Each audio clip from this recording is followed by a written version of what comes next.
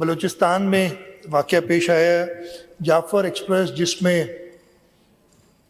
400 کے قریب مسافر تھے، کوئٹہ سے پشاور کی طرف جا رہی تھی، اس کو دہشت گردوں نے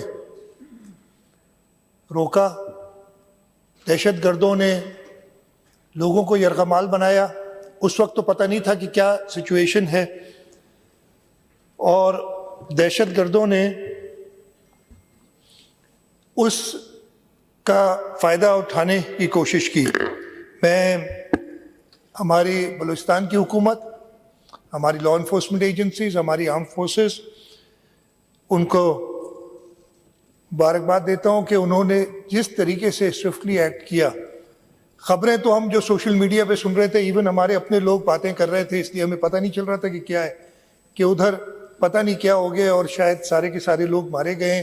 یہاں پہ کافنس کی تصاویر دکھائی گئیں جو جا رہی ہیں، وہ سوشل میڈیا کا اپنا، کل بھی میں نے اس پہ بات کی تھی، تھوڑی سی ایک اپنا ڈائنامکس ہے۔ لیکن اس واقعے پہ جس طریقے سے ہماری لا انفورسمنٹ نے رسپونڈ کیا، اور منیمم ڈیمیج سے، اور وہ لوگ جن کو پہلے ہی دن شہید کر دی گیا تھا، اس کے علاوہ ایسا ایکشن کیا کہ ان دہشت گردوں کو پتہ چل گیا ہوگا کہ ان کا پالا کس قوم سے پڑا ہے۔ اس انسیڈنٹ کی، ان دہشت گردی کے انسیڈنٹ کی شدید مذمت کرتا ہوں۔ میں حکومت بلوچستان، ہماری لا انفورسمنٹ ایجنسیز، ہماری آرم فورسز کو مبارکباد دیتا ہوں کہ انہوں نے جس طریقے سے چیزوں کو انڈر کنٹرول لائے اور قیمتی جانیں بچائیں۔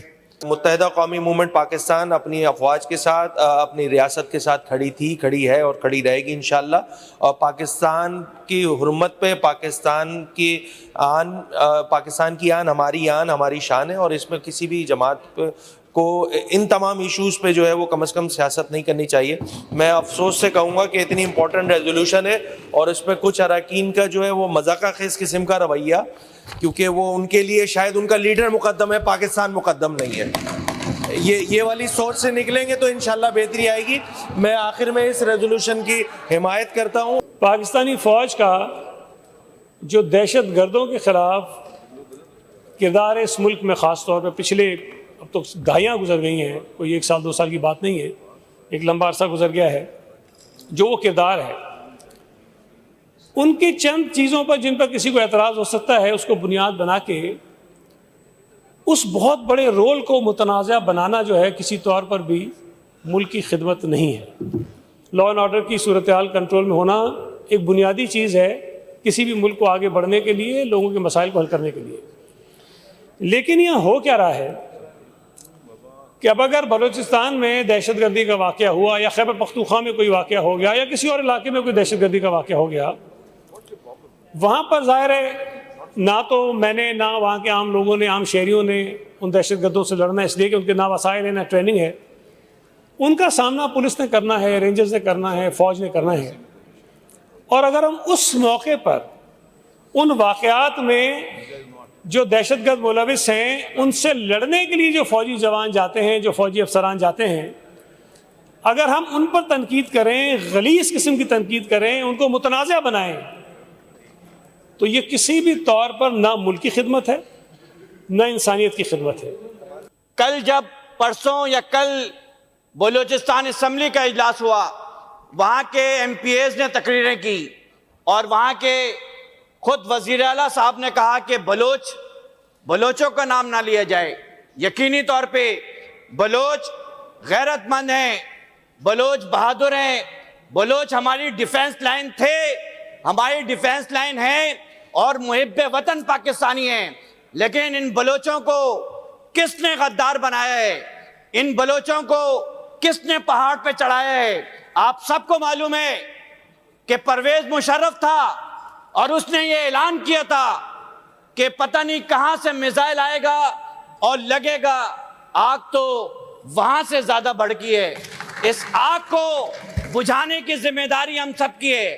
خالی مذمت سے، خالی کنڈم کر دینے سے، خالی ریزولوشن پاس کر دینے سے اس ملک کے اندر امن و امان نہیں آئے گا۔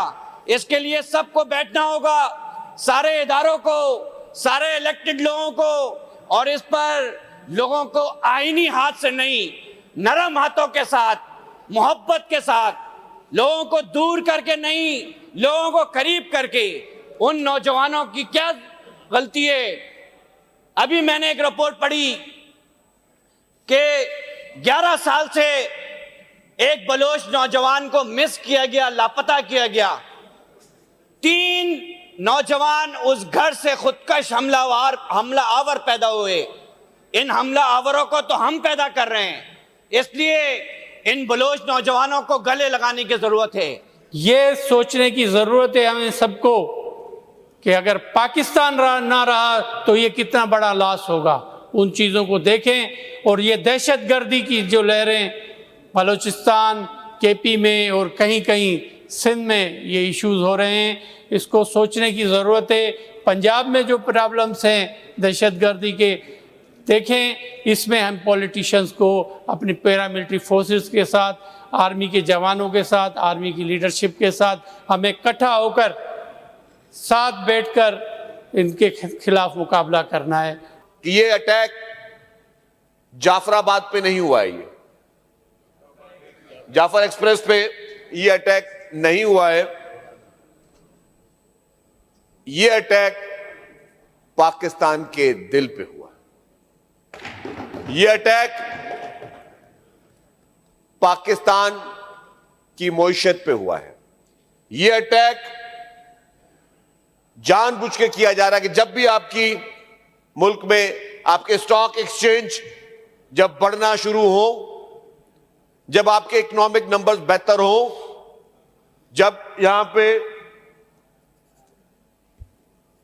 آپ کچھ بہتری کی انڈیکیشنز دیکھیں، اور اس طرح کے انسیڈنٹس یہ کیے نہیں جاتے میڈم، یہ کروائے جاتے ہیں.